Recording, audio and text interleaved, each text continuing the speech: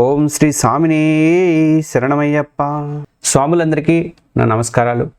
కార్తీక మాసం వచ్చిందంటే చాలు దక్షిణ భారతదేశం అంతా కూడా అయ్యప్ప శరణు ఘోషతో మారుమోగిపోతూ ఉంటుంది. కఠినమైనటువంటి దీక్షతో, అచంచలమైనటువంటి భక్తి విశ్వాసంతో లక్షల మంది స్వాములు ఆ హరిహర సూతుని దర్శించుకోవడానికి శబరిగిరికి బయలుదేరతారు. ఈ యాత్రలో అన్నింటికంటే పవిత్రమైనది, అత్యంత కీలకమైనది ఇరుముడి కట్టు.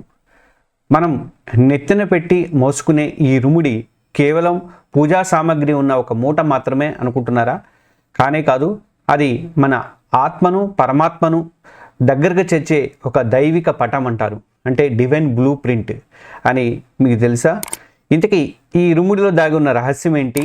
ఆ రహస్యాన్ని మనం ఖచ్చితంగా తెలుసుకోవాల్సిందే.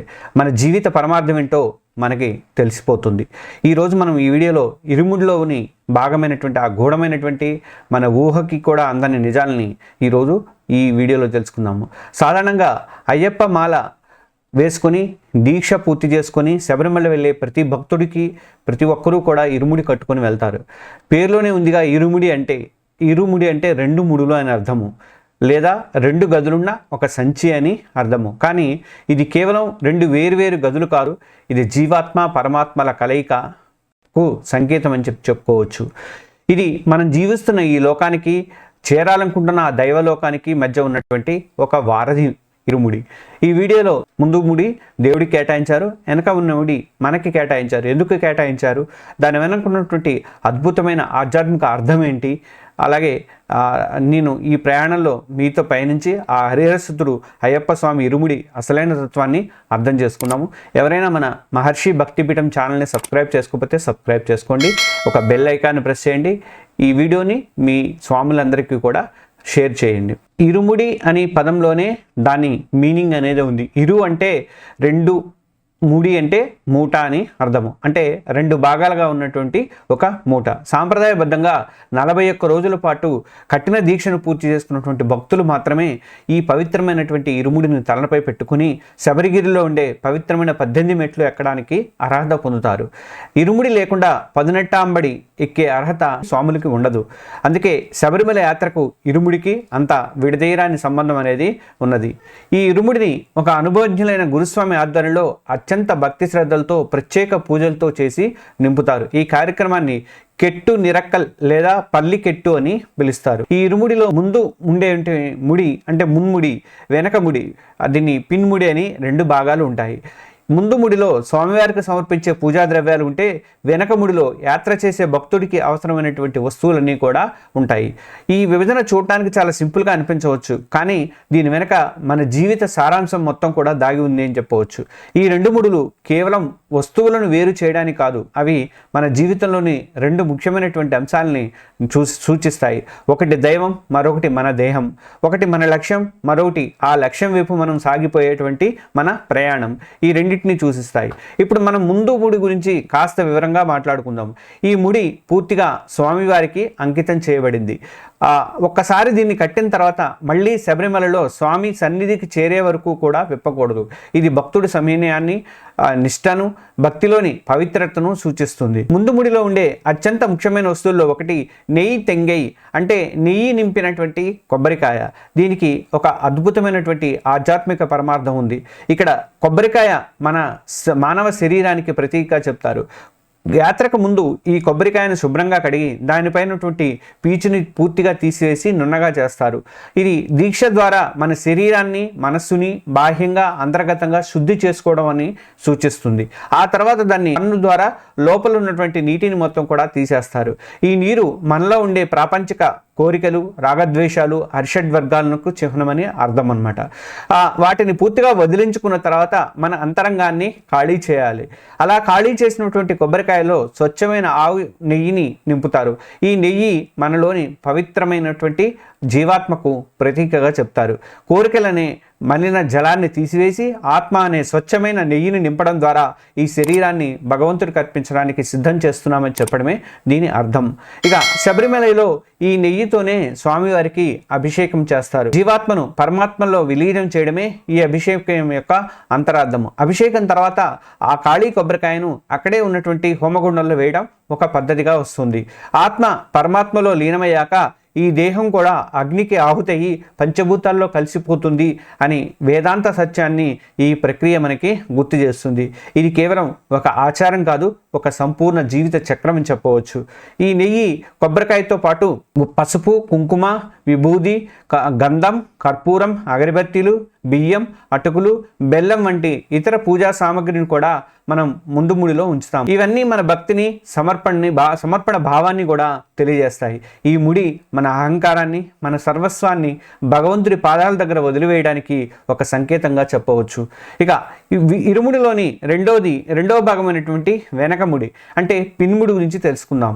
ముందు ముడి పూర్తిగా కూడా దైవానికి చెందిందైతే వెనకముడి యాత్ర చేస్తున్నటువంటి భక్తుని అవసరాల కోసం ఉంటుంది. యాత్ర చేసేటప్పుడు భక్తునికి అవసరమైన వస్తువులన్నీ కూడా ఇందులో ఉంటాయి. ఇందులో తినడానికి కావాల్సిన కొన్ని ఆహార పదార్థాలు, మార్చుకోవడానికి దుస్తులు వంటి వ్యక్తిగత వస్తువులు పెట్టుకుంటారు.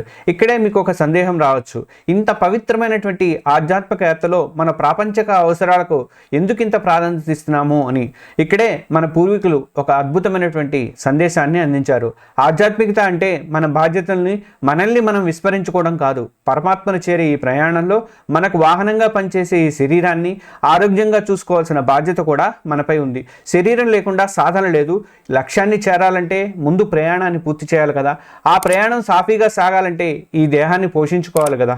వెనకముడి మనకు ఇదే విషయాన్ని గుర్తు చేస్తుంది. ఇది మన ప్రాపంచిక బాధ్యతలను, భౌతిక అవసరాలను సూచిస్తుంది.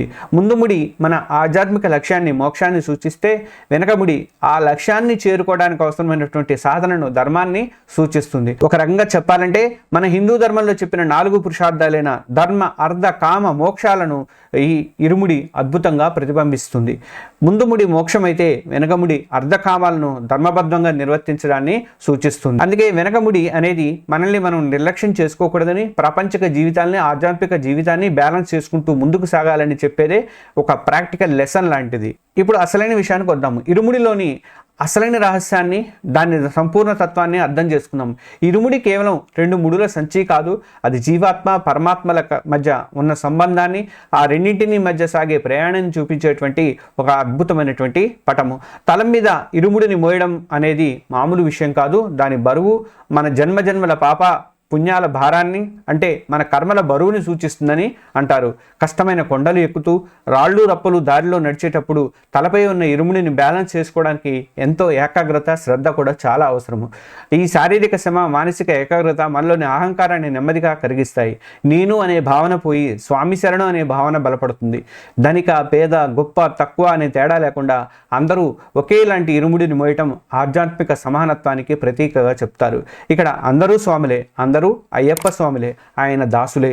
ఇక ఇరుముడిని ఒక స్పిరిచువల్ బ్లూ ప్రింట్ అని ఎందుకన్నానంటే, ముందుముడి ఇది మన గమ్యం. మనం చేరాలనుకుంటున్న పరమాత్మ, మన ఆధ్యాత్మిక ఆశయాలు, భగవంతుడికి మనల్ని మనం పూర్తిగా సమర్పించుకోవడం, ఇది మన ప్రయాణం యొక్క ఫైనల్ డెస్టినేషన్. అలాగే వెనకముడి, పిన్ముడి, ఇది మన ప్రయాణం లాంటిది. గమ్యాన్ని చేరేదాకా మనల్ని మనం నిలబెట్టుకోవడానికి అవసరమైనటువంటి ప్రాపంచిక అవసరాలు, మన బాధ్యతలు, మన శరీరం, ఇది లక్ష్యాన్ని చేరడానికి మనకు ఆధారమైనటువంటి దారి అనాలి. ఈ రెండింటినీ కలిపి తలపై పెట్టుకుని నడవడం అంటే మనం ప్రాపంచిక జీవితాన్ని, ఆధ్యాత్మిక జీవితాన్ని సమన్వయం చేసుకుంటూ, రెండింటినీ బ్యాలెన్స్ చేసుకుంటూ మోక్ష మార్గంలో ముందుకు సాగిపోవడం. ఇరుముడి మనకు నిరంతరం ఒకటే గుర్తు చేస్తుంది, లక్ష్యం ఎంత ముఖ్యమో ఆ లక్ష్యాన్ని చేరడానికి చేసే ప్రయాణం కూడా అంతే ముఖ్యము. ప్రయాణంలో మనల్ని మనం కాపాడుకుంటూ, మన బాధ్యతలను నిర్వర్తిస్తూనే ఆధ్యాత్మిక ఉన్నతిని సాధించాలి. అందుకే ఇరుముడి కేవలం ఒక మూట కాదు, అదొక తత్వం, ఇదొక జీవన విధానం. అది అజ్ఞానం నుంచి జ్ఞానం వైపు, చీకటి నుంచి వెలుగు వైపు, మృత్యువు నుంచి అమరత్వం వైపు సాగే మానవ ఆత్మ ప్రయాణానికి సంపూర్ణ ప్రతీకగా చెప్పవచ్చు. స్వాములారా, ఇప్పటిదాకా మనం ఇరుముడి యొక్క లోతైన ఆధ్యాత్మిక రహస్యాలను తెలుసుకున్నాము. ఇరుముడి అంటే కేవలం 2 ముడుల సంచి కాదు అని, అది మన దేహం, ఆత్మలకు, ప్రాపంచిక ఆధ్యాత్మిక జీవితాలకు మధ్య ఉండాల్సిన సమతుల్యతను నేర్పే ఒక గొప్ప తత్వం అని మనం అర్థం చేసుకున్నాం. ఇది మన జీవితంలో అనుసరించాల్సిన ఒక దైవిక మార్గసూచి. మనం శబరి యాత్రకు వెళ్ళినా వెళ్ళకపోయినా ఇరుముడిలోని తత్వాన్ని మన జీవితంలో పాటిస్తే మన రోజువారీ జీవితమే ఒక యాత్ర అవుతుంది. మన ప్రతి పని కూడా భగవంతునికి చేసే సమర్పణ అవుతుంది. అప్పుడు మనం కూడా మన అహంకారాన్ని వదిలి శరణాగతి భావంతో జీవించగలుగుతాము. ఈ వీడియోలో చెప్పిన విషయాలు మీకు నచ్చినట్లయితే, మీకు కాస్తైనా ఆధ్యాత్మిక ఆలోచనలకు రేకెత్తించినట్లయితే దయచేసి ఈ వీడియోకి ఒక లైక్ బటన్ ఇవ్వండి. ఈ జ్ఞానాన్ని మీ బంధుమిత్రులతో, మీ స్నేహితులతో, తోటి స్వాములతో పంచుకోండి. ఈ వీడియోని షేర్ చేయండి. ఇలాంటి మరిన్ని ఆధ్యాత్మిక విశ్లేషణ కోసం మా మహర్షి భక్తిపీఠం ఛానల్ని తప్పకుండా సబ్స్క్రైబ్ చేసుకోండి. మీ అభిప్రాయాలను కింద కామెంట్స్లో తెలియజేయండి. సర్వం శ్రీ అయ్యప్ప స్వామి పాదార విందాలకు సమర్పణం. స్వామియే శరణమయ్యప్ప.